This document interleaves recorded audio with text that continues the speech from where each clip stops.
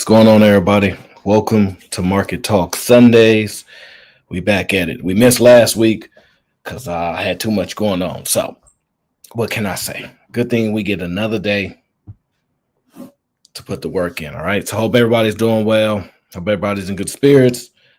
We just pretty much got over like a little heat wave out here in the Bay, so that also helped.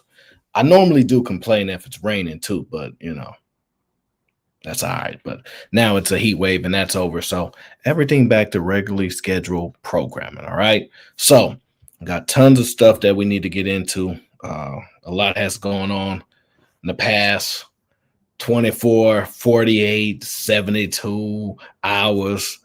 And I'm just watching a lot of things go by and I'm just paying attention, seeing what I can learn, paying attention to what markets are doing, what a lot of the leaders are doing and what they're showing us, what they're not showing us. You can't show all your cards, but at the end of the day, when you're watching everything that's going on all across the world, you stay focused on what's going on at home, but ultimately you always follow the money. You always follow the money. Okay. Now don't, but the heat is over. The heat is over. Tommy B, what up? The heat is over. It's back to normal. I had enough. 4 days of it is good. Let's get to back about 69, 70 degrees. Keep it consistently there, and we all be happy. All right, we all be. I will say this though. When it is nice outside, people wear their nice clothes. I'm gonna say that. They wear their nice clothes. They want to make sure they look good, right? So while I'm paying attention to what's going on in the markets and seeing what we can take advantage of,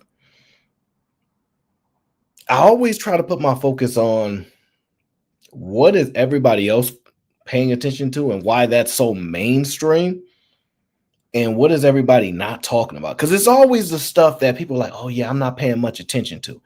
And the stuff that people don't pay much attention to? Things that are complex.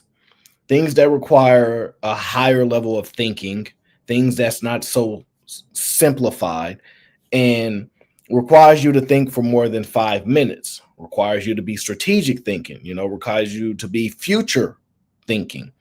And most of us are not prudent thinkers or planners.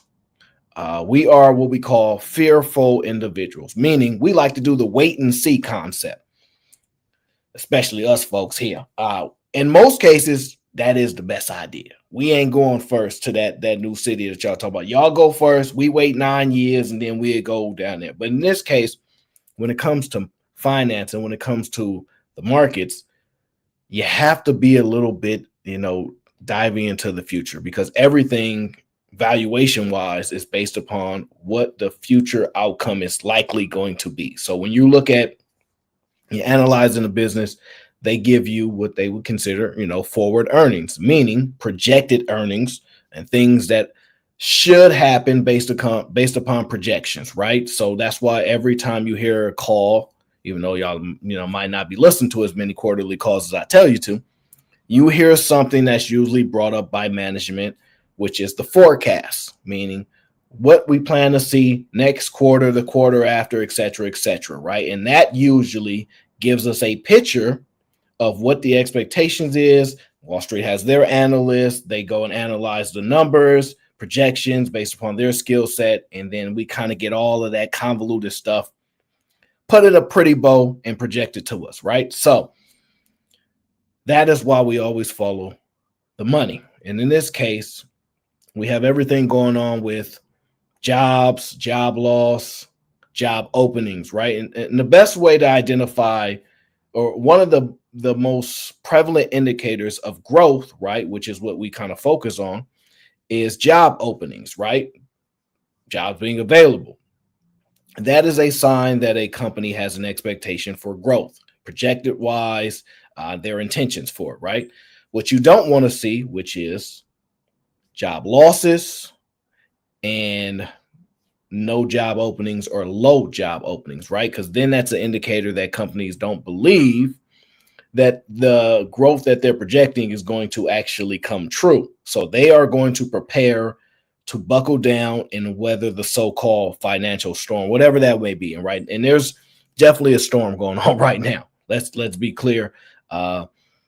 We have this whole conflict that has been happening, and essentially everybody has their belief of why it's occurring, and some people are spot on, some people are a little behind.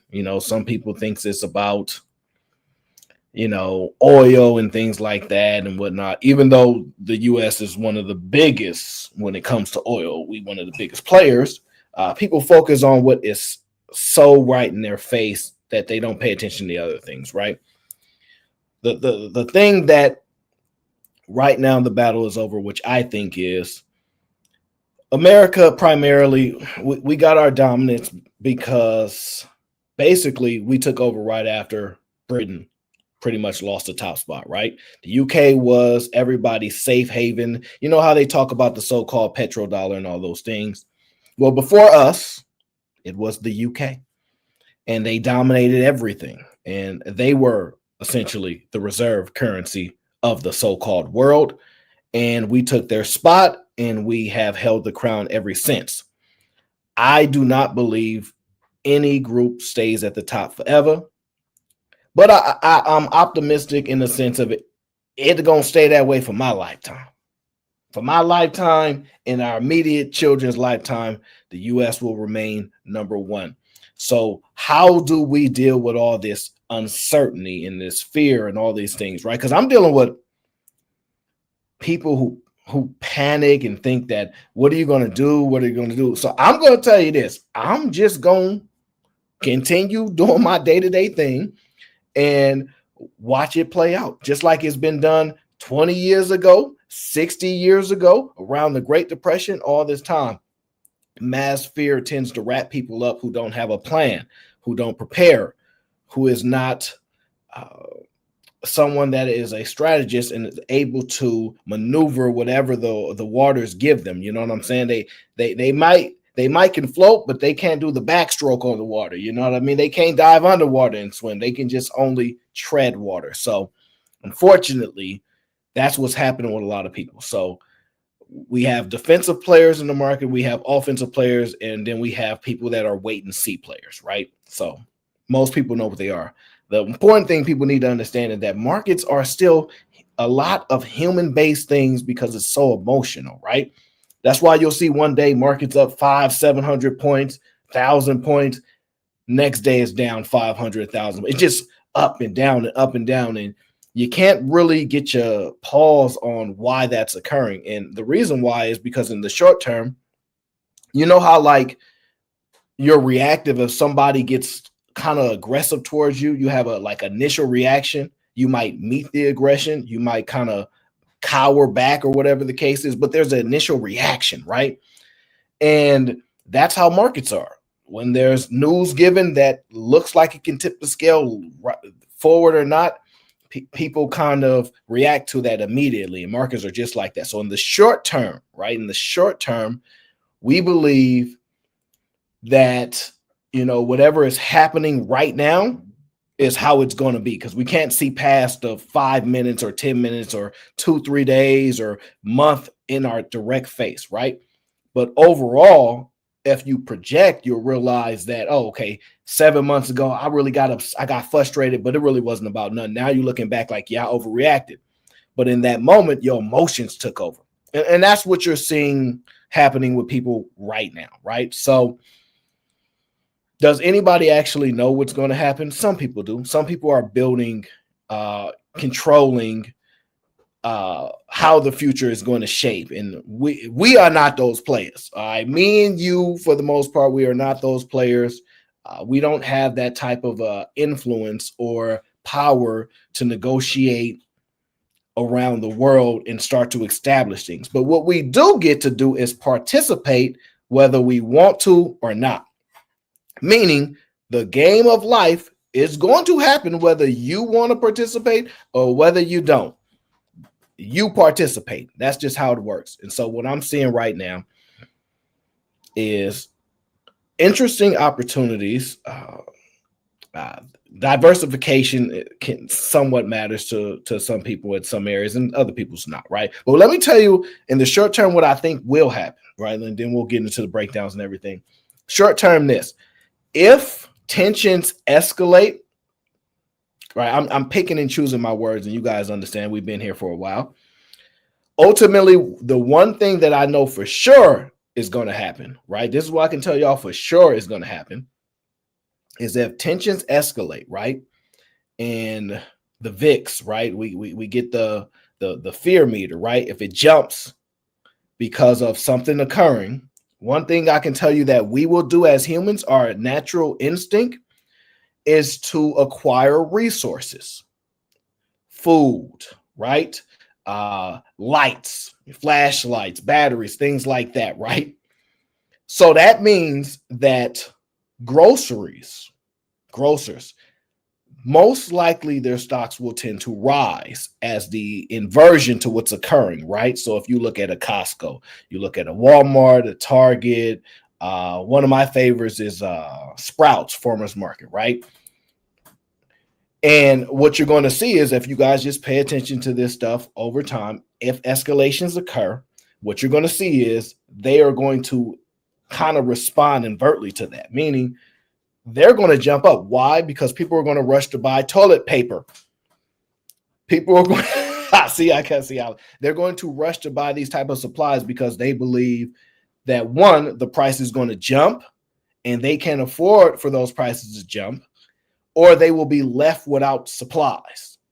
So you will start to see these things occur. And I'm pretty sure it's going to spike at some point, right?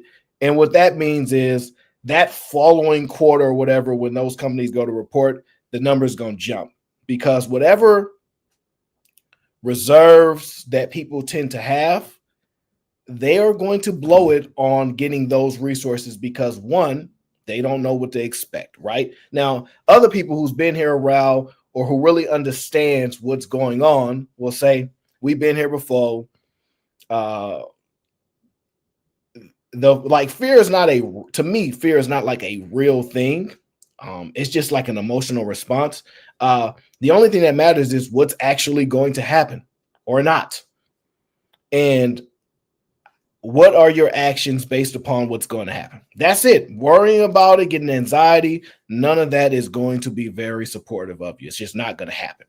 So I don't really move in fear. I try to position myself to be able to maneuver this market, that market, etc. And as long as you have, well, the fear is this, right? This is what everybody keeps thinking. They keep thinking. And I was listening to this great interview with these young kids. They're like 17, 18, 19, 20, right? They have this, they're like some geniuses. I can hear them. They're doing they have this company solely based on human behavior and predictability. And they're claiming that they are the top company for those type of actions of guessing and identifying human behaviors and things like that, which would then allow them to predict such and such, right? Which, if this whole takeover of the robots was actually going to be the biggest thing, right? Because this is what everybody's so concerned over, right? I think Anthropic CEO kind of talked about it in the sense of these jobs that will be taken. Well, that is correct. Jobs will be taken. And I hate to tell you, this is just my own personal beliefs, that jobs will then be created in another sector, a new sector, whatever the case is, something that we can't see right now because one, most of us are not the producers of enterprise. We don't produce anything. We mainly are the workforce and the consumers, right? So because we don't produce anything, our minds can't wrap around needing some other creation to be done in order for society or our way of life to continue, right? We can't our minds are just not, it makes sense because you don't create. Go create something and realize there will always be opportunity. And I simplify my life to two things. One, what I've learned about powerhouses is two things that are important, right? Their economic positioning and their military capacities, right? And as long as somewhere in those areas we remain top three-ish, whatever the case is, our lives will not change as much as you think. But it's always a battle for space, land, infrastructure, and that will never stop. We may not see it on TV, but it will continue to go on, and you will see people make positionings for, places that are directly next to them as they try to acquire more. I call it human capital, which is the minds of the future, are the geniuses of the future, the ones that help build enterprise and create, right? And so fear only comes out from the inability to create mostly, or a manipulation of markets or the world, right? And because I'm not concerned with that, because for some reason, people don't understand that this will actually make me nervous. I'll say this. The only thing that will actually make me nervous is this. There's a bill that rolls out, okay? And Congress passes it, whatever the case is, and it says, if you have robots in your company, and I don't know, you employ a certain, that's not even the right word, but let's just say you have 16,000 robots operating your business.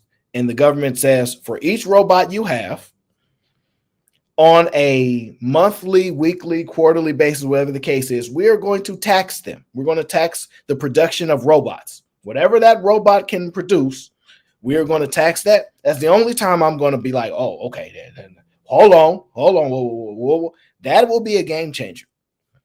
As of now, currently, you really only can tax humans. You really only can tax our incomes. We haven't seen legislation around taxing robots.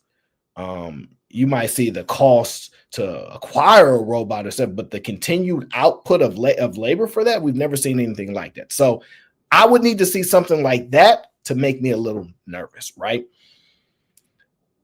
And until then, it's business as usual, right? So right now, those are the things we're paying attention to. Obviously, what's going on in the waters, what you'll see is a battle for infrastructure. And there are people that are trying to. America has a system in place, right, where we are the reserve currency of the world. Really, for the most part, that means people buy our treasuries, they buy our debt, basically. Japan is a huge one. China's been a huge one. And, things like that allow us to operate a certain way. It allows us a little bit more flexibility, allows us to access to essentially more debt than anybody else on the planet, right? And in return, we support the rest of the world in a bunch of different capacities, right? And so there are a couple powerhouses that do not want to necessarily play ball, and they've been positioning themselves to not play ball with us, and they don't like the petrodollar.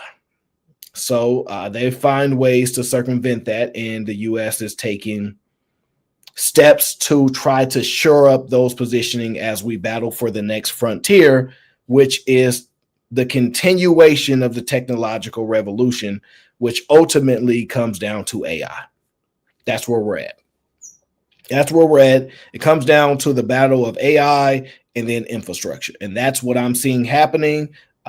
What has occurred has opened the floodgates. So I'm going to just tell y'all that now. The floodgates have 100% open, right? And so we're going to look at the biggest, strongest, most powerful companies in all of the world, and what are they doing, and why are they willing to do it versus other companies, this and that. So the first company we're going to get into is Google. Google is the first company we're going to get into, and the reason why is there was a very big battle around the Pentagon, and I don't know, you guys are more familiar with OpenAI, but there's a company called Anthropic that produces their AI, which is called Claude, essentially, right? That's their Chat GBT or however you want to call it. And they had agreements with the Pentagon and whatnot, and then those agreements fell apart and whatnot. And now Google has stepped up and assumed, or it appears to be, that they're willing to take on that role in that contract from the government, which has opened a lot of, I'm not sure if it's the eyes of people, but it made me think, why would they take that role? And government contracts are some of the most lucrative deals that you can have. They're money on the books. It's a lot of ways, like companies like, Boeing and the defense sectors and things like that. It's how they pretty much stay afloat. Their contracts with our government is why they can continue to produce the Raytheons and companies like that. So I find that very, very interesting. And obviously we have some exposure to this decision, but I'm curious to why Google decided to take the position,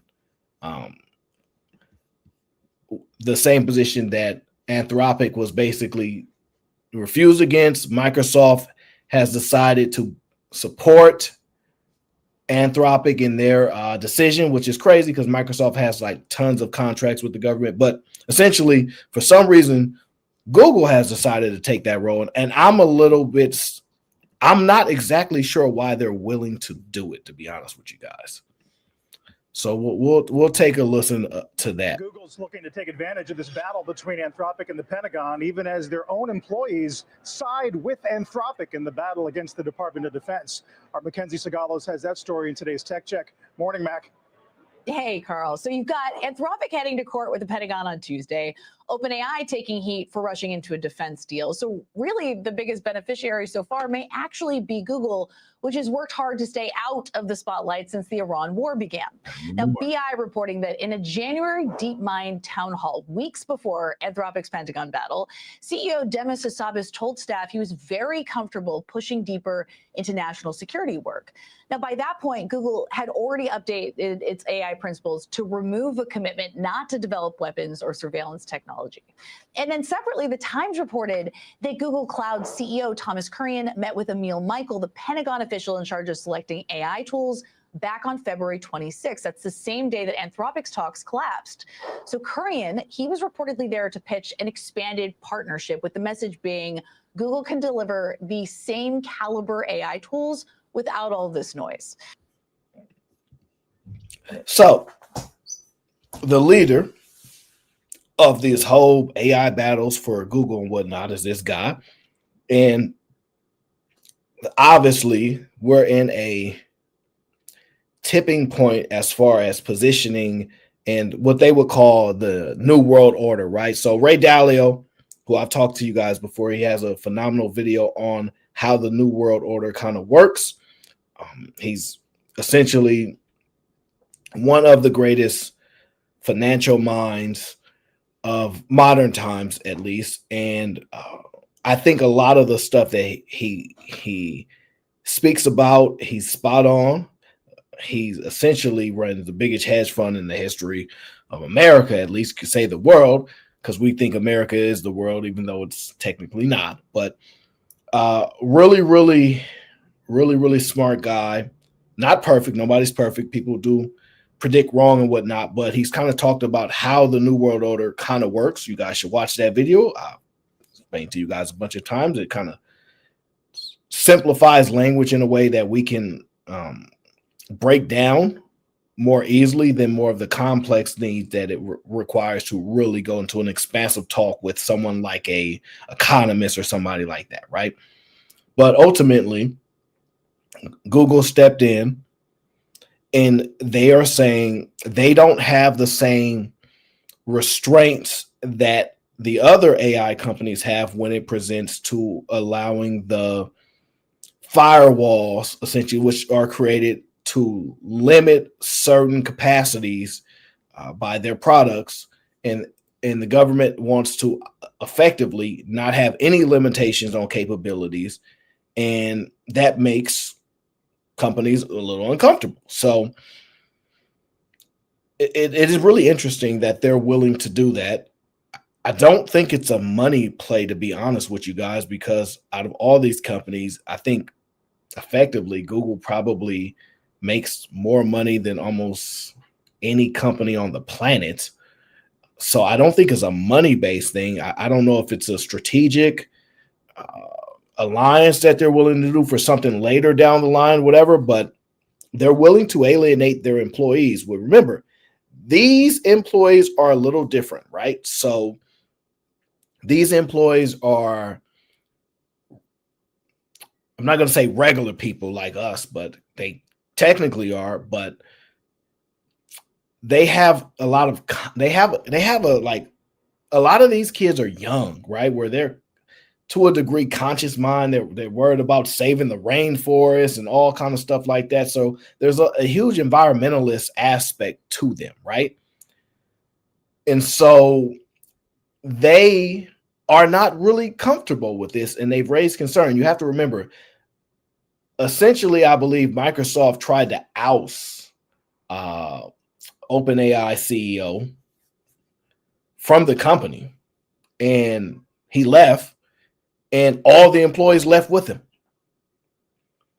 And they basically had to rehire him back in order to get all those employees back, because they are they are what I call the human capitals. Like, to me, America doesn't really, like, their money is us, the American economy, right? It's not gold, it's not the dollar, it's us. Our levels of production and impact is the true measure of what the money is, right? Money is just the concept of it, but it's really relying in us, the people, and our ability to labor, and our ability to create, expand, excite, entertain, all of these aspects incorporated, consume, is what keeps America afloat, is the actual people, right? And so the fact that they're willing to take the risk of their employees quitting. And by the way, these are the top employees in their sector and field in all of the world, in our anticipation, at least what we have access to. And they can get a job somewhere else. There are huge battles for these minds, these capabilities in these sectors. We're talking, remember, we were talking a while ago, these people getting sports contracts. 20 million to sign here. Like it's different now for this revolution in the tech sector, right? And so because of this, I don't understand why Google is willing to take this huge risk. And I think this will have some impact, because I do believe, which is interesting, they are willing to quit, which is interesting because jobs ain't falling out of the sky, right? So I'm just not sure why they're willing to do it. It will come to us eventually, though. We'll find out. Now, Google, it's not responding to requests for comment on either of these meetings. But since then, Google has landed a new deal to deploy AI agents across the Pentagon's unclassified networks. And remember, this is a company that abandoned military AI after employees revolted over Project Maven back in 2018, and now they're positioned to become one of the government's primary AI providers. But this push with the Pentagon risks reigniting old internal fault lines at the company. Google's own researchers, including Chief Scientist Jeff Dean, have filed briefs backing Anthropic's lawsuit against the very department that Google is now reportedly actively courting. Guys? I mean, does Google have a problem with its employees? Why does it do so many things that its employees aren't on board with? Does it just need to be, does management need to be more clear with the goals and the purpose of what's going on? They work for them. Alex Karp, for instance, where they know what they're getting into. Didn't you see Fences? You eat my food, I put this food in your belly, you live in my house. Because it's their company. And as important, this is a very, you know what? This is a very unique situation, because this is not the exact way to describe this, but it's kind of like sports, where you can't play without the players. The players have a ton of power. But yet somehow the owners still maintain enough power. We not gonna give no minority owners no teams. We're gonna pay y'all more money. And we like, no, won't y'all just make y'all own league? You know, the complexities there, right? And it's like these employees have leverage to a degree, but they're developing the same tools, which has the abilities to replace what they can do for the most part, right? But not all of them. Some of them are the greatest thinkers and developers of the world. So you can't just replace them because we haven't got to a point where that actually can be done at mass scale. But they have a lot of leverage too. But I don't know. The money might be too good. Money, if somebody offer you $30 million, you might just say, $30 million or be upset. So I don't really understand this too well. It's going to be interesting, though. I will say is that the message that the DeepMind team management was sending home in January reiterated a point they had made repeatedly at these internal all hands over the course of the last year, basically ever since they adjusted their AI principles when we saw a change of leadership at the White House. But broadly speaking, the employees at DeepMind are not alone. You also saw a lot of OpenAI staff commit to these letters protesting Anthropic's designation as a supply chain risk, really coming to their defense. It was actually quite a departure to see big tech jumping in with Microsoft filing that amicus brief when arguably they have a lot more to lose. They have a lot of government contracts, but you see that same kind of sentiment across the Bay about what Anthropic's going through right now among the employee base.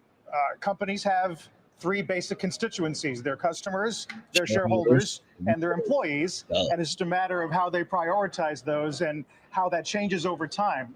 Now, typically, that's right. When it comes to that position, you have shareholders, employees, and customers. What we have found over the many years we have been in America is that the most replaceable ones are the employees. We need the customers, we need them shareholders, but you employees, we get new ones if need be. And so this is a really interesting time and space where all this is playing out. The only thing that comes to my mind of why I understand why Microsoft, why all these companies don't want to touch it, because privacy is a huge thing, right? Now, the illusion of privacy is even a bigger case, right? But one thing the American people will not stand for is to be watched all day with some level of technology. We're not comfortable with that. And that's why, Apple will fight tooth and nail to not unlock a phone. Like, if something happens in a case or something like that, or you need access to a phone that is locked, they will not unlock it. And in very, very, very rare cases will they ever do that. And for the most part, they will refuse to do it because something about how we are as the consumers, we don't rock with that stuff. We like our privacy. We have a right to it. And it's a big thing. And most companies are not willing to broach that. And I think that may play a part of it right here, where they're like, yeah, no, we're not having y'all having no drones flying over and we're not having that. So that could be one of the biggest influence there.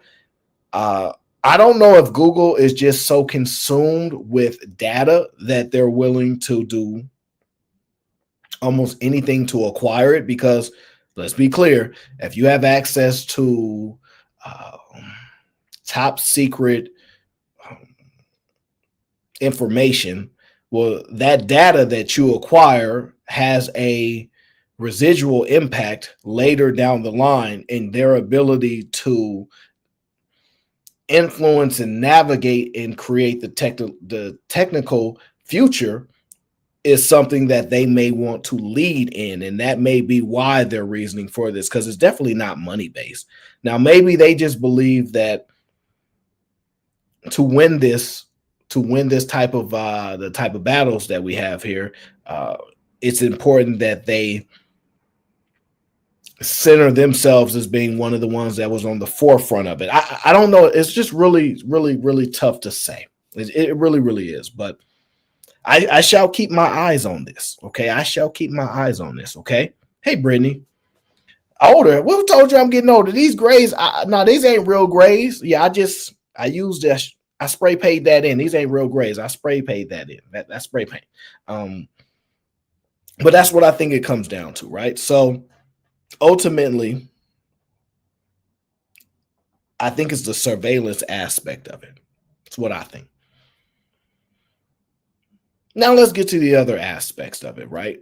What else is triggering what's occurring around the world and our positioning, why we're doing what we're doing? And the other thing that I've seen is it comes down to show me the money. You know, the sun must be the money. So what it comes down to for me is it's all about positioning and infrastructure. That's all this base play is about. That's it. We want to be the infrastructure that you use in order to do anything. Amazon want to be the company that you use to order anything online. You don't need to order from nobody else but us. We'll deliver it to your door. And they are super uber close to being able to get 1 hour delivery at a mass scale. At a mass scale. And I've told you guys numerous times, to me, hands down, Amazon is the greatest company I've ever seen, top to bottom, from customer service to domination in markets to their continued ability to apply pressure in many different sectors and then be the top dog in multiple sectors. To me, they're the best. They're the best, hands down. They have the best leadership, the structure, and everything. So they're the best. And they make a crazy ton of money, by the way. But that's beyond the point. That ultimately, it's all infrastructure based. We want you guys to go through us. You need to use our dollar to buy your stuff. And you know, the interesting thing, the interesting part about this, guys, is we make all these claims about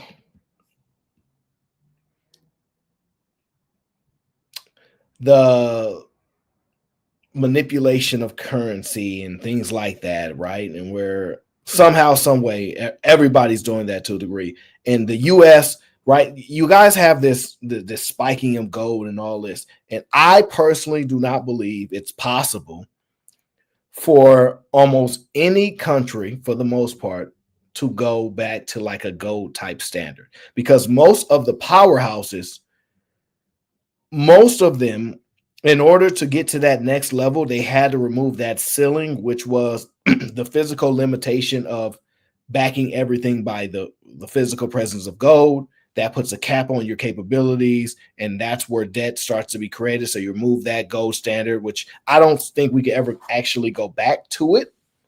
It will always have some strong relevance, but going back to it, it just seems so difficult to do because we would need a retraction economically that is so devastating that I don't even know if it could actually be done. Because, you know, we have expansions and then contractions, right? So I don't see how we could get to that point. So in order for this to continue, we have to continue to maintain our leverage and dominance in the regions in which we need control over. Right. So I think that's what the positioning that we're taking. That's why we've taken positions in South America is not for what's the blatant topic on the news stations. Like, we would never be able to be a country of dominance if the news station was able to actually pay attention to the things that was really occurring before we wanted them to be developed. That would never happen. Right. So it's all leveraging and positioning, and we are asserting ourselves into those positions in order to maintain our leverage because realistically, right, this is the uncomfortable aspect of things, right? The calmness, the peace, or whatever you want to call it in the world that exists is only existing primarily based upon leverage and people's accepting of that leverage. I know what you could do, so I'm a chill. You could be the toughest person in the world, but when you walk past, let's just take one of those boroughs in New York City. I don't know. Let's pick one of the toughest ones, right? Let me see. What's one of the toughest boroughs in New York City? Let me think here. Maybe Staten Island. I'm sorry, I said that with a straight face. Let's just say Harlem. No, can't do Harlem. Nope, can't use them. That won't work. Let me see.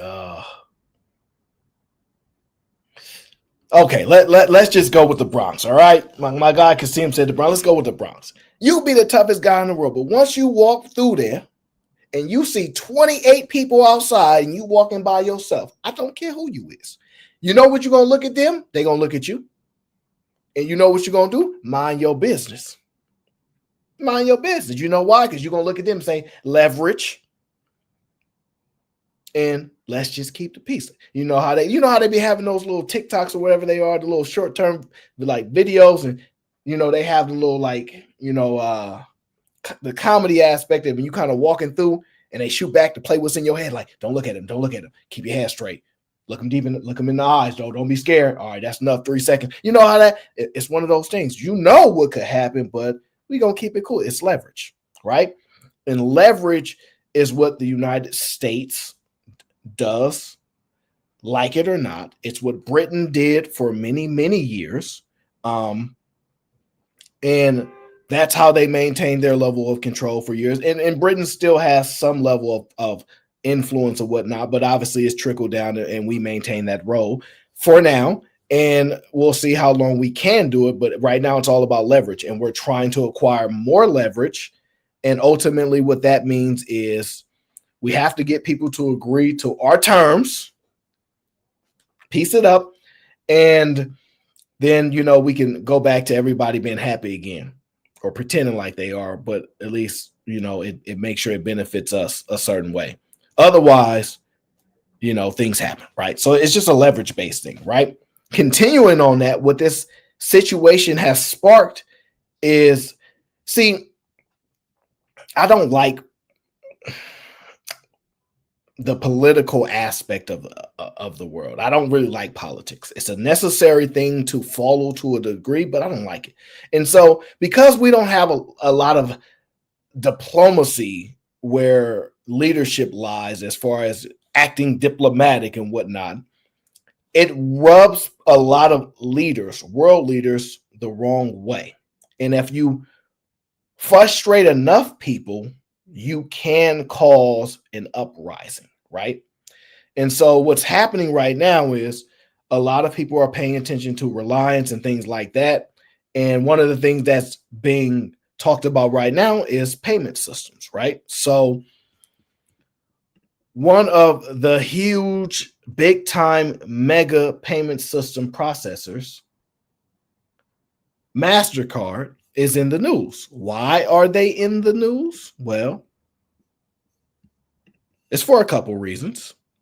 And the main reason is because they're making infrastructure plays. What type of infrastructure plays are they making? Well, you're about to find out. This week, MasterCard announced an acquisition of stablecoin infrastructure startup BVNK for up to $1.8 billion. It's the latest in mainstream finance's adoption of blockchain technology. Joining us right now is one of BVNK's backers, who's also betting on the growing link between blockchain and fintech. We haven't seen her in quite a while. Katie Hahn is here, founder and CEO of a $2.5 billion firm, Hahn Ventures. She's backed the likes of OpenAI, Anthropic, Coinbase, and so many others, including, as we just mentioned, BVNK. Good morning to you. Now, ultimately, MasterCard has acquired, I don't know if we consider it a startup, but ultimately it comes down to stable coins, processing, network, things like that. And there's a reason why MasterCard made this play. They had been in a long-term battle with another company, and obviously they have become victorious in this small read, right? And the question then becomes a multitude of different reasons of why they would acquire this company, how it benefits them, and why they want it. Good morning. It's good to see you again. I haven't been here since I think last June. Oh my goodness! So tell us about this deal, and then I really want to try to understand what you think is happening more broadly. And maybe this transaction is indicative of what's happening more broadly in sort of the convergence of legacy fin and the tech part of all of this. Well, I think you just summed up well what's happening. What's happening is effectively an arms race in the global payment space. And you saw this week, as you said, MasterCard just acquired one of our portfolio companies, BVNK, for $1.8 billion. And this gets MasterCard squarely into the stablecoin space. By the way, Andrew, this was one of MasterCard's biggest acquisitions ever. And for us here, it's really validating because, as you know, I've been on this show many times talking about stablecoins over the years. We as a fund have been investing in it for years. And that's because we saw stables as a key innovation. I mean, you think you can transfer a digital dollar globally, instantly, anywhere in the world, really seamlessly and frictionlessly. And we think that's a really important innovation.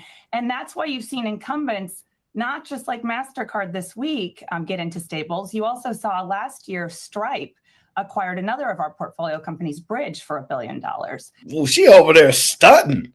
This not usually a CEO that I like because she ain't got no glasses on and she don't seem nerdy enough for me. But you know what? She might be what we call a deal maker.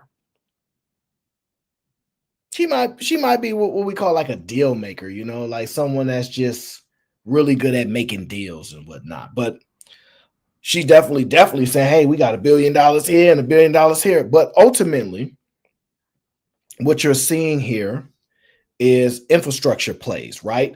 And it's important for you to pay attention to. Why?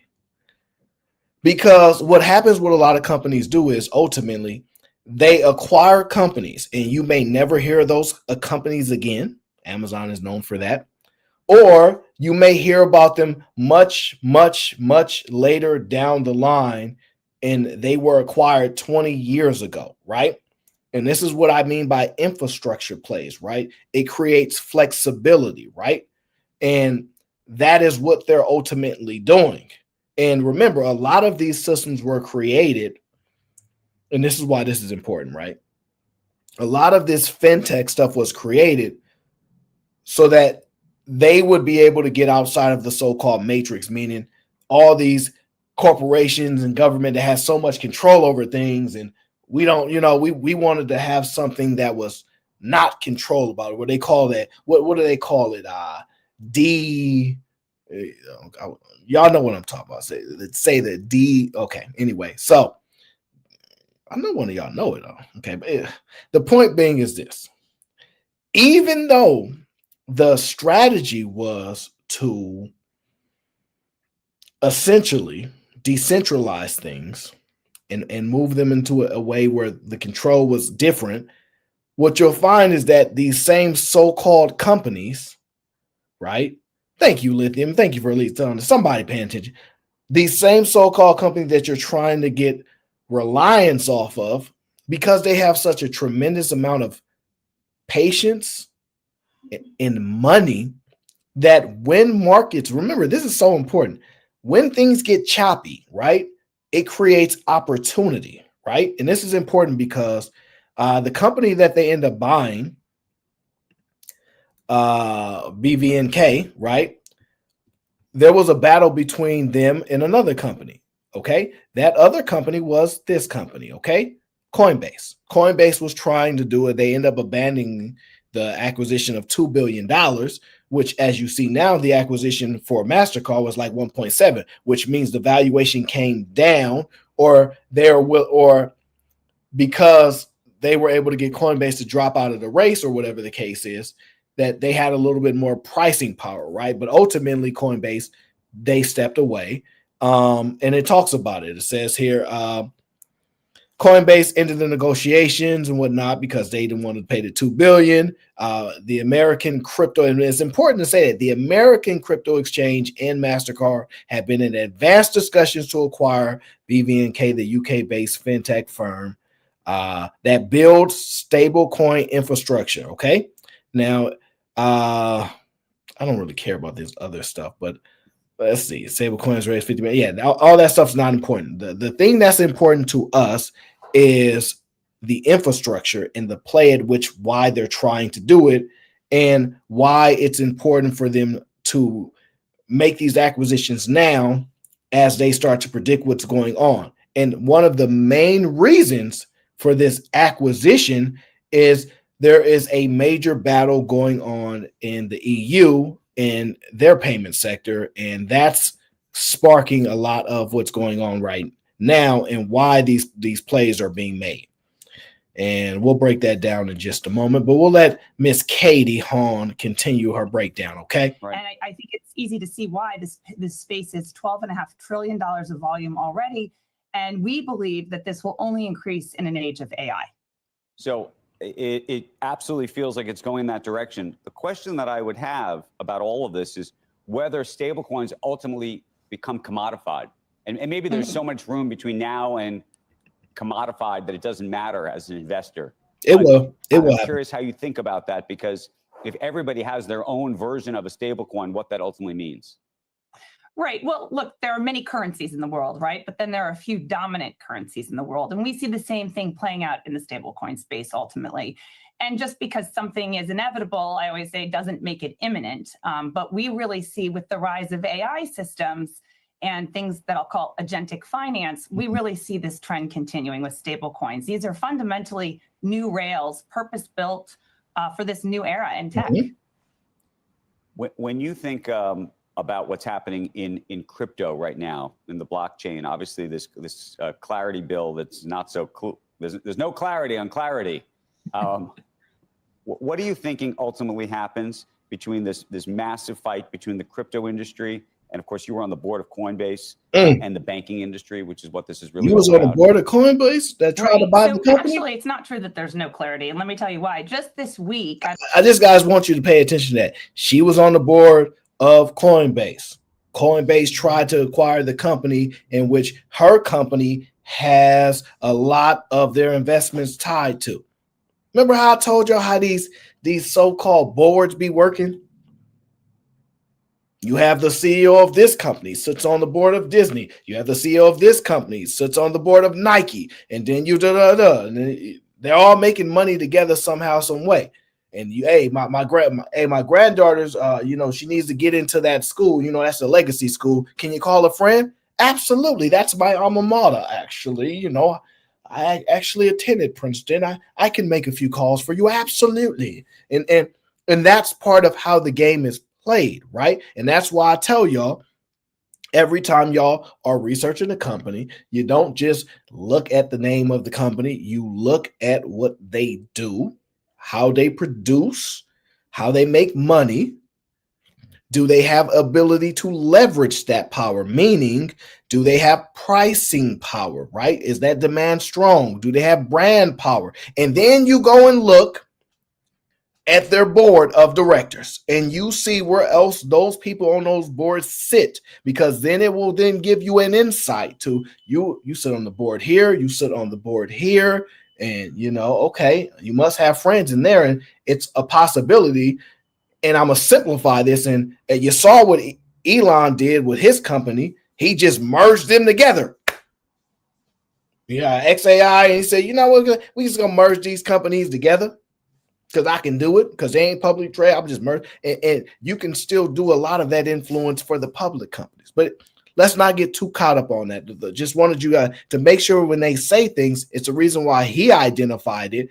And it's just little subtle things like that tell you how you can start to have some predictive ideas, right? Not be relying on that predictive idea, but it can give you a level of insight to what the possibilities are, leaning and things like that, storylines, base, hype, and all those things. So it's important to pay attention to that kind of stuff. I don't know if you saw, but the CFTC and the SEC came together to release joint interpretive guidance on the age-old question in the crypto industry, and that is that the courts were starting to weigh in on, and that is, what is the security and what is the commodity? So that happened this week, and I think a lot of people. We had Paul Atkins on; he talked about it, but right. we still don't have a bill. We still don't have real clarity on whether crypto firms can effectively offer either effectively the equivalent of interest or loyalty points or other kinds of things like that. Mm-hmm. I'm hearing that there's a compromise in the works in the Senate Banking Committee. Where are you and hearing I'm that hearing from? that compromise is going to be announced as early as today. Where are you hearing that I'm from? cautiously optimistic. Obviously, we don't know for sure if that will happen. Who does To she me, know the that we bigger don't? question is not whether a compromise will be reached between the financial institutions, the banks, and the companies like Coinbase over rewards. And that is, for your viewers, by the way, whether or not essentially some form of yield can be paid on rewards on stable. Whoa, whoa, whoa. Look. Whoa, whoa, whoa, whoa, whoa. Hold on, hold on. Let's pay attention to this. Whoa. You're trying to get reward points on the blockchain type of products now from the banks? You can never, ever get away from the banks. Ever. The banks will have their foot in every single thing that you do. Because one thing that you got to remember is this. Visa and MasterCard are not issuing you credit cards. The banks are. They are the ones that have the leverage. Visa and MasterCard have the networks. And this is why this is an important conversation, right? Because I've expressed this to you guys before, and people that listen understand. You need an introduction to the system. There was somebody, we did a show long time ago. Somebody was telling me, oh, I don't have a bank or whatever. Or I don't bank at all. I'm completely out of the system. And it was late night. I know they was on some BS because I understand on a very, very low level of how those banking systems work at the lowest level. Okay, obviously I'm not at the highest level, so at the lowest level, right? And they were just start talking about how they have, I think they were talking about how they have fintech, crypto, and credit cards and all this stuff. And I'm like, but you have no bank account?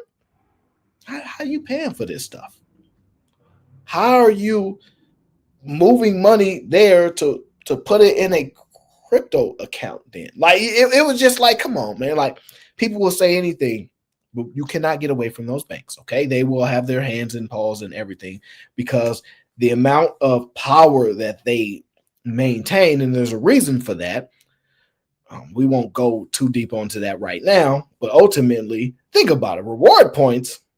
Won't you pay the reward points then? You want the banks to do it. Interesting. Very, very interesting. This is so interesting. Reward points, huh? What people will do to get a free ride on those airplanes. These miles that people want to get on a credit card. Some of y'all can beat the system, but come on now. We both know some of y'all not winning that battle. Y'all spent that extra $500 and y'all know y'all shouldn't have done that. Now y'all got to force yourself to take a trip to the DR. Come on now. Oh, man, that's hilarious. Coin deposits, which the banks have resisted, and I think is better for consumers. But to me, the big question on the Clarity Act is Congress going to get a bill to the floor on time to vote? Although there's still 7 months to go until midterm elections, the reality is there's only 3 working months that Congress has, if you can believe it. And so I think they need to move very deliberately after Easter recess to get this bill to the floor. But again, I'm cautiously optimistic, and we did have the Genius Act passed. Yeah, I'm not optimistic about that at all. Government is slow, and I mean top of the line slow. Top of the line slow. They don't move fast for anything. Okay, they take their precious time for everything, and this is why there's this whole fight and this whole battle about. Is this whole fight and this whole battle about removing the red tape to allow unlimited access to do things that normally would have limitations, because normally government is super slow. We got to pass that through laws and all that kind of stuff. And you have to remove the red tape to move at a certain speed, right? So they normally not doing that. And so that's not about to happen for this, at least no time soon. But it's just all interesting on this breakdown, right? So going back to the point, though, the main reason for this, for the starting point of why MasterCard is getting into this space kind of with a little bit more of urgency is because EU leadership has decided that the EU needs to get a digital euro to become independent from the US. That's what they're saying. They need to get a digital euro to start to get independence from the US, right? That part is interesting. Why? One, you would think they already have a goddamn digital euro. Because, see, this is what y'all don't know, right? I don't do this as much anymore, but I used to do a lot of international currency back in the day. I don't do that as much anymore. But I remember these days where the euro was so strong. We're talking like, I'm not going to say $2 to the US, but it was at least like $1.70, $1.72. And you know, the euro was just a much stronger base of currency when it came to exchange rates, right? Obviously, I think the pound was stronger than both of those at the time, but they still are. I'm not mistaken. I haven't done that in a while, but the point of it is the euro has come down drastically. And part of the I'm not going to get into all this. It's probably too complicated of a show for me even to be doing. I might need some other genius to do that. But when they had the whole Brexit situation and they decided to kind of separate themselves from the UK and all that, it dropped their currency's power and influence dramatically, and the euro dropped drastically to where you start to see a closer to 1-to-1 battle with the US because that whole breakdown of everything. So it's interesting that they don't even have a digital euro, but it goes on to explain why they are in the position that they are. Okay, it says here, the European Union needs to quickly create a digital euro to cut the bloc's dependence on dominant U.S. payment companies, Economic Commissioner says. Okay, we don't care about the Economic Commissioner's name. Let me adjust my battery here before it dies here. Okay.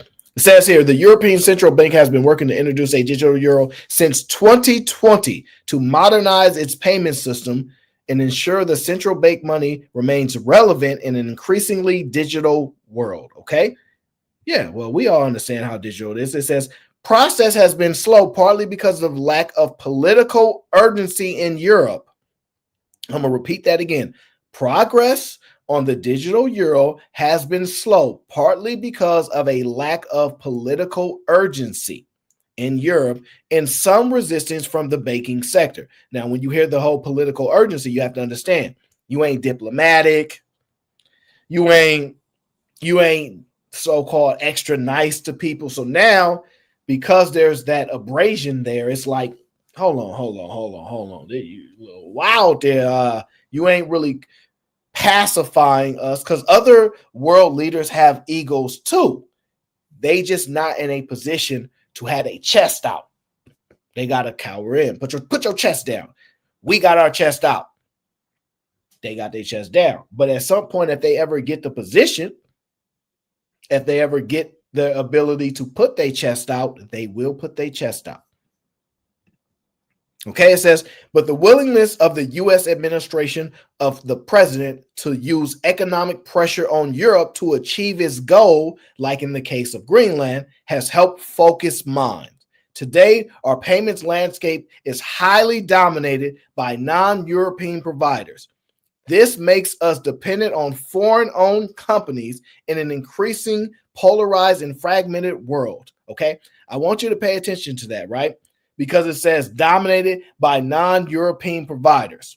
Interesting enough, we say similar things like that in our language. You know, we not exporting things enough. We ain't producing things at home, and similar things, just different placement in the positions of power and ability to act, right?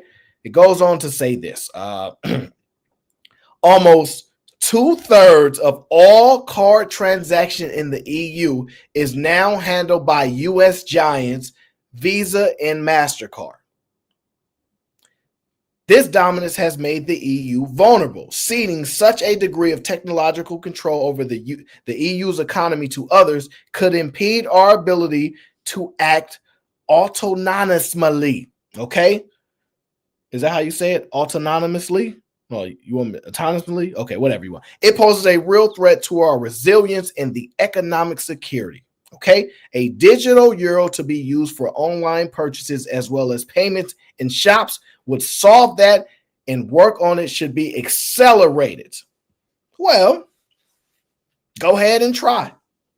Go ahead and try. As you try to do that, we already think about this, guys. See, the things that people don't understand is this. They forget, right? It's a lot of ways to look at things, right? Yeah, you better have laugh too, Lithium. So it's a lot of ways to look at that, right? It says dominated by the US payment giants infrastructure. And what a lot of people don't understand is, right? No, we don't really create the things kind of how we used to do back in the day, right? But the one thing we do, we create technologies. And that's the thing that people need to understand. The US is not really like we produce cars, right? So cars to a degree still one of the products in which that we could export to other countries, right? It may not be the some people like American stuff, but if you look at the things that people like that are American, the interesting part about that is it's the things that we have the most pricing influence on, right? So luxury, clothing brands, stuff like that, like anything that doesn't have like a baseline cost, like cost of goods, where it's, I don't know, 99 cents a pound of whatever like goods you can think of. Here we can say we're going to sell this piece of artwork for $5,000. It's a made up number. Technology is similar into that. We don't know how much it really, really costs for you to actually buy one of these iPhones, and what the stripped down cost would actually be to allow you to use our telecommunication systems if we had to go down to the bones and say, you can't make no profit at all. Just go ahead and let people use the cell phone system and all that, and how much that actually is. We really get to spike prices in a lot of areas, right? And technology is the one thing that gives us a lot of flexibility. America still has a lot of influence technologically, right? And that's what makes this whole AI world, this whole AI battle so important to us, because we need that technological advantage that we have. They're starting to try to push back on our payment sector, right? First of all, the movement of money is vital to our ability to influence the landscape of the world. And let me just say, for all these people who have these noble views of the world, if America doesn't influence landscaping, somebody else will. Before us, it was the British. And before them, it will be somebody else, and somebody else before them, and somebody else before them, and then the Romans and the Egyptians. And in the future, if you don't want it to be us, who do you want it to be? And if you don't want it to be us, wouldn't you rather be in the place of where you want it to be? I don't want you to get too caught off by that, right? But the point being is that MasterCard is pivoting because now they need some flexibility of infrastructure. And now that infrastructure has been built out, we're going to use monies that we made to just buy the land. So like you, the developer, you went and built this house. It looks like you ran out of money for the roof. You ever go past a building project and, they got stuff laid all on the ground and you don't have houses finished and it's just sitting there for months on months? Yeah, they ran out of money to complete the project. And then somebody with money comes in and is able to acquire the project for a cheaper price, a discount, whatever you want to call it, and take over. And that's kind of what we do in some areas like this and some areas like that, right? So that's kind of what you're seeing. And MasterCard is not the only one to get into this stable coin. PayPal is in the stable coin. I think Visa has, I think they bought something. I forget what it was, but they are identifying that if the people that are trying to get from under our leverage and use a different system, we're going to buy the road. While we have the money, we're going to buy the infrastructure, because at the end of the day, he who controls the land will have influence on what's built on the land. And so that is what you're seeing placed there and placed there. All right. Now, let's move on to something else. It's still on the lines of the technological war that we have. And this bit of news kind of made me think a lot, and it made me super optimistic, actually. It made me super optimistic, and I'm gonna tell y'all why, and we're gonna get into it. But remember, it's on this basis of positioning technologically and where we at and this and that, and you know, they're saying America's not number one anymore. It's just a myth. We keep saying that we're not number one in education. We're not number one in, you know, this or that, literacy rates, whatever you want to call it, right? Here's the thing you need to understand. Everywhere you look, every country is developed and controlled by their leadership. It needs human capital for productivity, right? Meaning us, the American economy, right? I want y'all to understand this. The American economy is the greatest economy on the planet Earth. We, the human capital aspect of it, are the most valuable people on the planet, currently at least. And you have to look at it in a lot of ways where people are able to utilize us for their benefactor, other countries. They're able to say, hey, we want to sell to the U.S. economy. And I'm trying to oversimplify this because I don't want to make this too complex. I want to make this enjoyable and all that kind of stuff. But culturally, right, the things in which we do as Americans annoy a lot of people. What y'all Americans overeat, and y'all don't need this, and y'all don't need that. And when people come to our country, their consumption is usually less, primarily because culturally they are so used to going without that they don't understand why we use a lot of the stuff that we have. Why we don't even need no luxury companies at all. We don't need no fine cotton wool, nothing. For no shirt should cost $1,000. We don't actually need it, right? And Americans will have it. While in another country, people don't even have cell phones, right? So they'll come here and be like, oh, wow. So the only thing I actually need is to have a house and some food.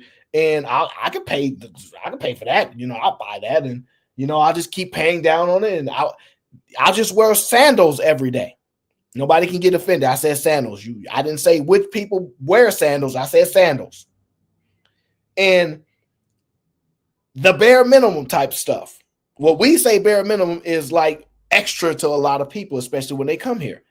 And so we have been presented to the world, and the world has consumed us, and we have consumed from them. Temu, whatever it is, they love, like, we could be competing with a country and they will like sell their goods to the American people.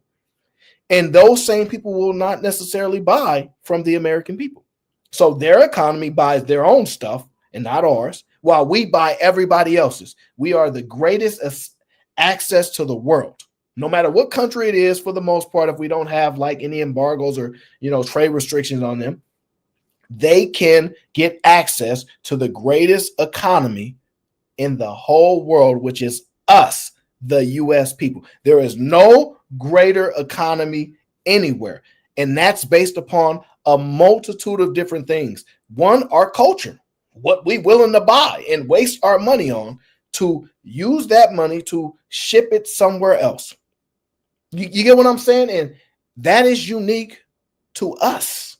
Now, you have similar stuff on a smaller scale when you start to see some European countries that are similar like that. If you look at Louis Vuitton, where they're housed at, and certain things on a much lower scale, but we are the greatest overall when it comes to that. Like, you can sell us entertainment at the highest levels. Like, we are the greatest access to the world.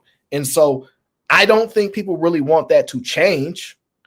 And the greatest labor of the world, at least for now, is probably China. And the reason for that is a multitude of different reasons, but I'm going to say one that's not so controversial. Well, in America, we have wage laws and we have age laws on at what age you can work.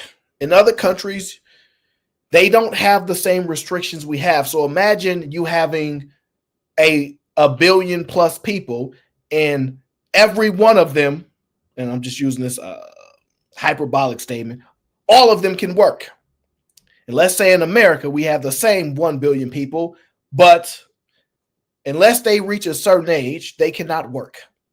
Do you see the difference in human capital of how that can be exploited and utilized to gain a level of leverage in areas where having more of something is better than the quality of something to a degree, right? You just need mass production. All right, I'm not going to go too deep on that, but the point being is it's the American economy, right?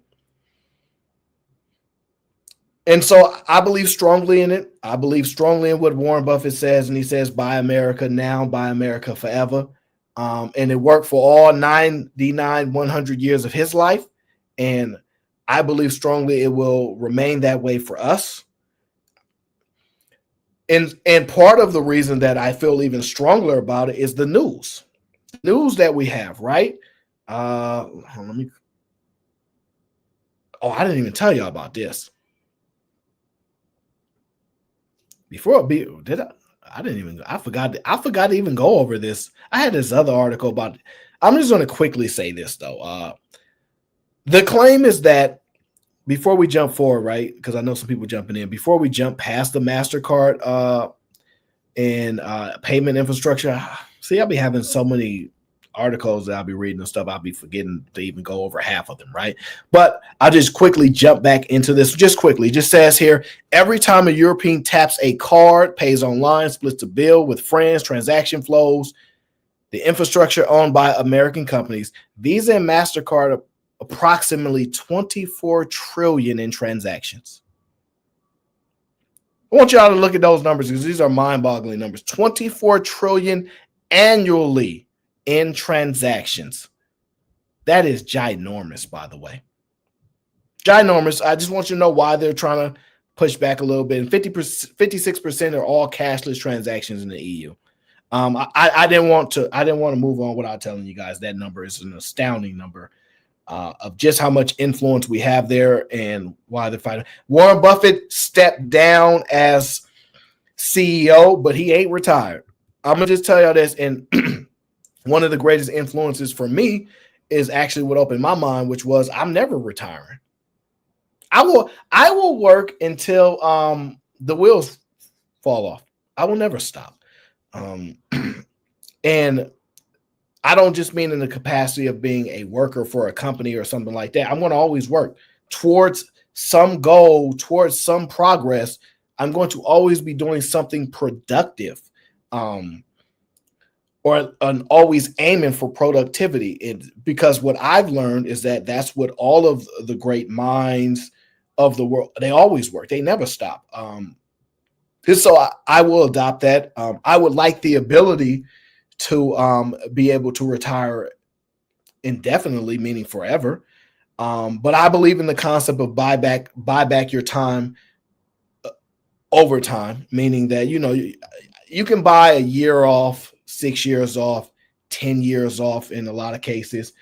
But how do you get the next 100 years off, right? Total freedom.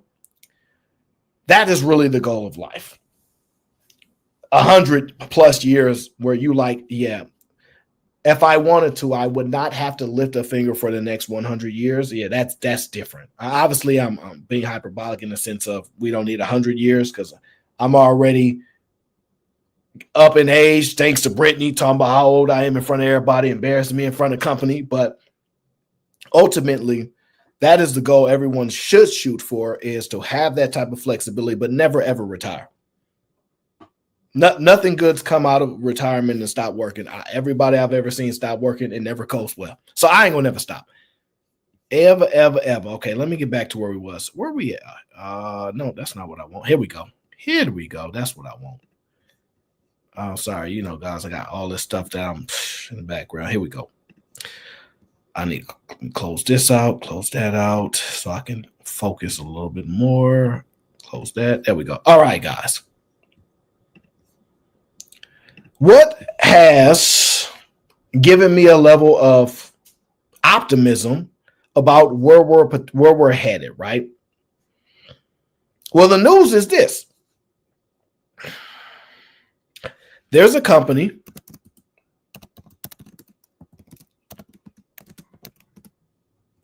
oops, sorry. I pressed the wrong button.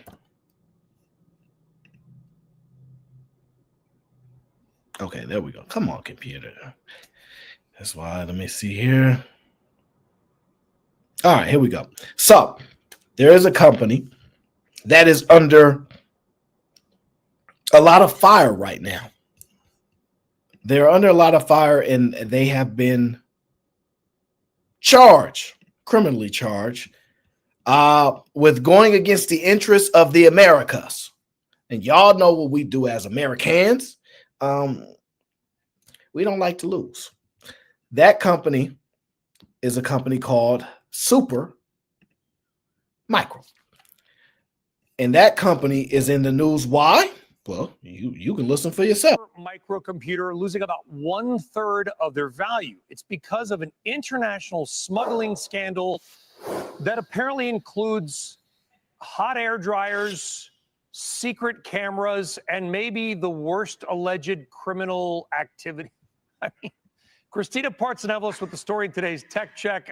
This was not maybe the highest grade potential criminal activity we've ever seen. Just throwing that out there. When will they learn?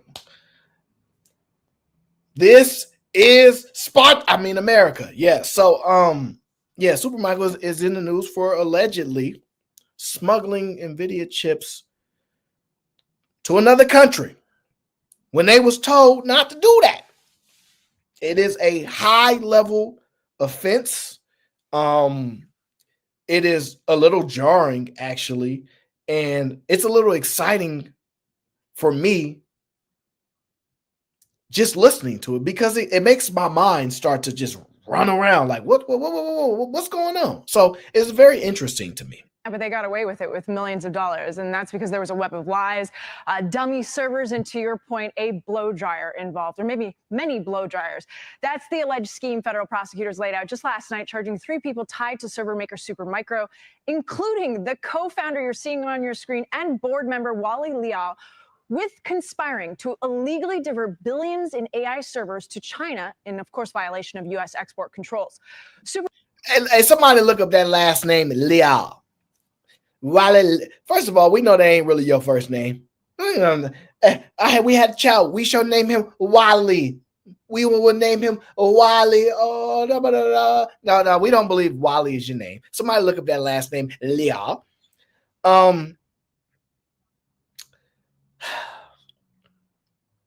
The founder, huh?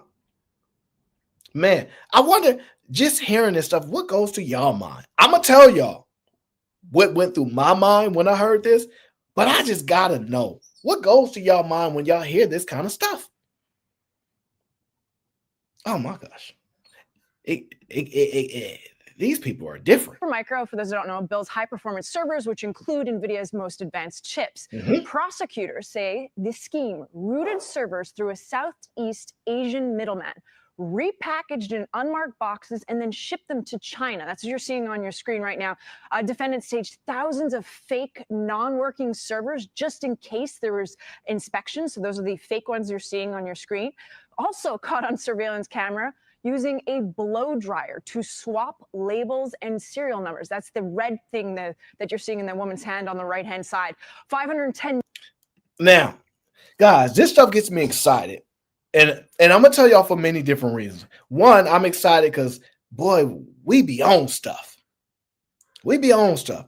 Two, they ship it to the middleman. Where's this middleman located? Is it another country? Do we have representation in another country? Do we have people working everywhere, got our eyes everywhere? Like, it just gets me thinking, like, okay, look, I love spy shows. I love CIA shows, things like that. I love those shows, right? I love shows like that. The Agency is the one that I've watched in the past. I'm not caught up, but any show like that, I love that stuff. All right. It's just, what was it? Berlin Station. I watched that too. You know, it's just, I love stuff like that, right? Because any type of show that allows me to be predictive, right? So that means for me to enjoy something, one, I can't know the outcome. I can't already know what's going to happen for the most part, unless it's like a superhero stuff, I guess. I ain't even watched that. But I need to be able to predict, because when I watch stuff, I'm engaged because I'm trying to predict what's going to happen next, right? So like when I watch stuff like, I don't know, FBI Most Wanted Manhunt Edition, right, which is no longer an active show, but like they have to predict who the person of interest was. And they normally have a scene or something where, you know, you had interaction, but it was small or something. I like to predict that type of stuff. Oh, it's going to be this person or that. That's how my mind works, right? And so it's just so interesting. I'm like, wow, we have representation. We got cameras. We got proof of these actions.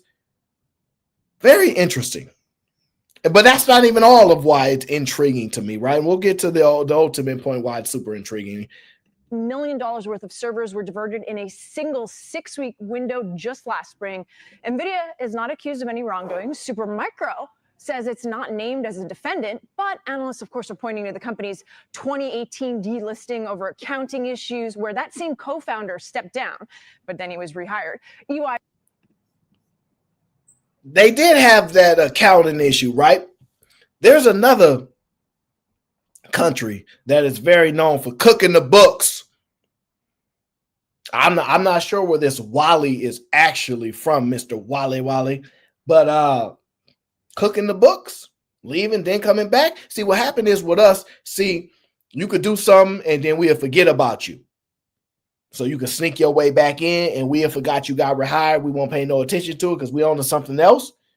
You snuck your way back in, but somebody was cooking in books. Now there's another place known for cooking the books.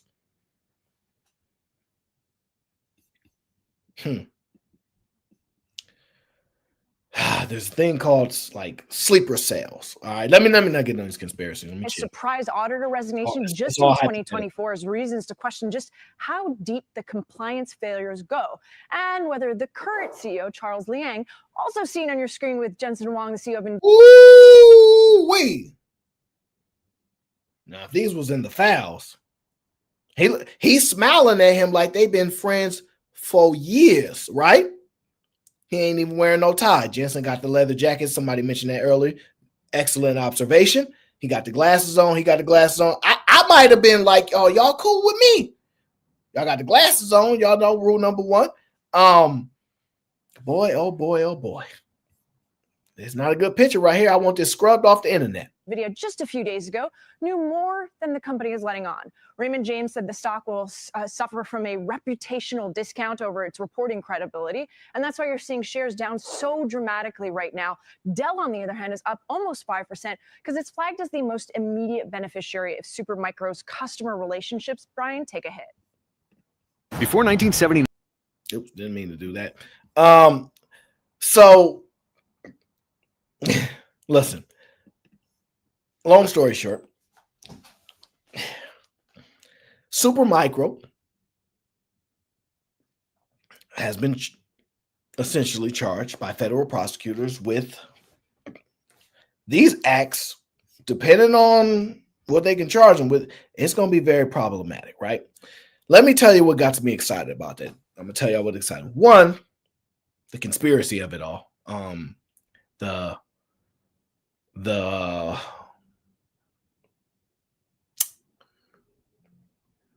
the possibilities. But the thing that gives me the most optimism is this.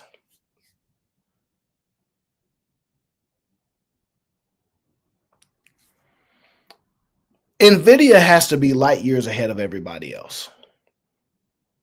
So NVIDIA CEO said not too long ago that they're still a few years ahead of any of their competition. To me, this further cements that statement. You feel the need that you need to continue to take these chips? I thought y'all had your own chips y'all was working on. These chips have got to be so great that you're willing to risk freedoms and all kind of things in order to get supply back home to the motherland, allegedly. And so that means I can rest assured that NVIDIA is top dog still, and that a country that's known to not want to have reliance on the U.S. is still trying and cannot afford to not play the game. And so little actions like that go on to show me that NVIDIA is just as great as it says that it is, and that we're still ahead, and that we're likely, if we can maintain the stranglehold and shore up the supply chains the way that we need to do, then ultimately we will maintain this lead and maintain the control of the infrastructure. Mind you, NVIDIA just opened up their processing and everything to everybody. It went open source instead of closed source, where you just require NVIDIA chip. Now you can use any type of chips on certain software. So they just move and that's a move that's mirroring Microsoft, but I'm kind of getting on a tangent there. But ultimately, it gives me a lot of faith and a lot of confidence in our ability to be successful in the future, because the number one place that they say is taking us over, or at least took a lot of the lead from us, well, ultimately now we have shown that we the lead, that we not taken from them, they taken from us. So we still have the lead on them. And we don't know how substantial it is, but remember, when you're in a race, in this game, this race forever is continuous, you only need to win by an inch. And we only need to maintain our lead by an inch. Would it be nice to have, Usain Bolt type of distance? Sure. But and this is, like we talked about, is a game of leverage, and we just need a little bit of leverage on y'all every time. Quite a shocking thing, though. I wouldn't think something like this would pop up, but as an American company. But it like I said, I love those shows for a reason. They have those things what we call sleeper cells and stuff like that, and I believe that might lead to some influence. How much money could you have offered them? Could you offer them something back home, placement, all this stuff? It just shows. But man, NVIDIA is still number one. You didn't hear them talk about they're taking AMD chips. Now, I like AMD. I think that if you actually look, and a lot of people don't know this, the most successful companies, percentage-wise, even in stock, just the last bunch of years, have been NVIDIA and AMD. They've been the most successful companies. I think NVIDIA's return is astronomical, and I think AMD is like second behind them. So they had a lot of success, but ain't nobody taking their chips. And that's not to say their chips aren't really, really, really, really, really, really, really good. They just not NVIDIA good at this moment. And remember, the way the technology works, things can change in a blink of an eye. But if they're willing to steal those, it tells you how valuable it is to that other people. And it also tells you why we blocked them in the first place and said, we're not giving y'all no more. So just a lot of that gets in there. Shout out to my boy Grizz, says, do y'all got 27 in? No, I don't think anyone has more than 27 months over Grizz. No, I don't think anybody can match that, Grizz. You slowly have leverage on them at least a bunch of months. Probably about 6 months, maybe. We'll see. Shout out to Grizz though. but it gives me a super bold confidence of our ability to be successful in the future. And that story alone kind of cemented it for me. Like, yeah, we still got them, and they still doing that little look. You're not actually playing if you're not trying to cheat to get ahead, right? They said something about the Patriots and the NFL, so I get it. You got to do whatever you got to do to kind of win, but at the end of the day, they're trying to take what we do really, really well, and I'm just extremely confident in our abilities there. I like to see that our companies are being resourceful. We're getting more resources. We're making sure we are the foundation, meaning we are the system, and we need to make sure everybody's using us to a degree in the areas in which we need to maintain the lead in, so that it allows us to navigate everything else. So I feel good there. I'm keeping my eyes on, like I told y'all earlier, them grocery stocks, because they are going to be the number one spikes outside of the defense sector, meaning like what comes to mind when I'm closing my eyes and thinking about the defense sector. Lockheed Martin, Raytheon. It's a bunch of companies in the defense sector that, as stuff goes on, we need to acquire more stuff. That will pop up, but definitely these grocers going to jump, y'all. Pay attention. As stuff heats up, that thing going to shoot up, right? Anyways, so those are my strong thoughts. I'm following the payment system, following the money, the traders, potential traders. Gris says, can we talk about market losers? My biggest position got BTA, and I don't know about DCA anymore. That's your biggest position? I don't know what your biggest position is. I don't know about dollar cost averaging anymore. I don't know what position it is. You tell me what position it is. I could tell you what I think about it, but I don't know what position it is.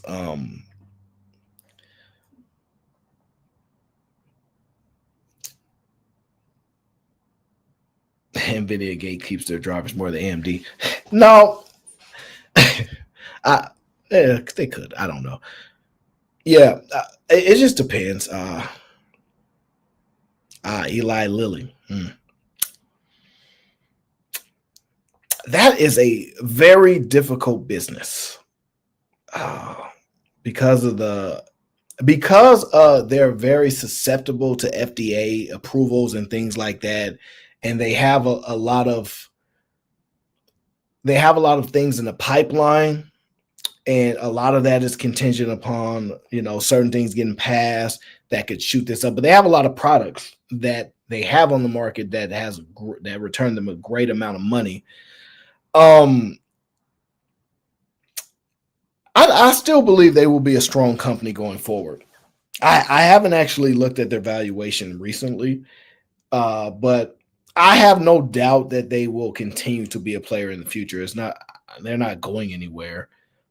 So I wouldn't be too concerned about the contraction in their position, unless there's something going on that is so alarming that something's going to happen. But I haven't heard anything. So yeah, I wouldn't be too concerned about it. But hey, that's the emotional part about it, right?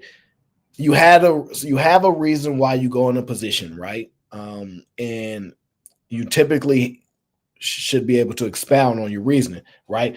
I picked Eli Lilly because I believe they have this products or something like that, right? I don't know. Oh, okay. I'm sorry, Grizz. That's what I was like. You said, no, Lilly is great. I took the other side of the BC World with Invo. Okay, that make most sense, because I was like, I ain't heard nothing about Eli Lilly doing bad. Yeah.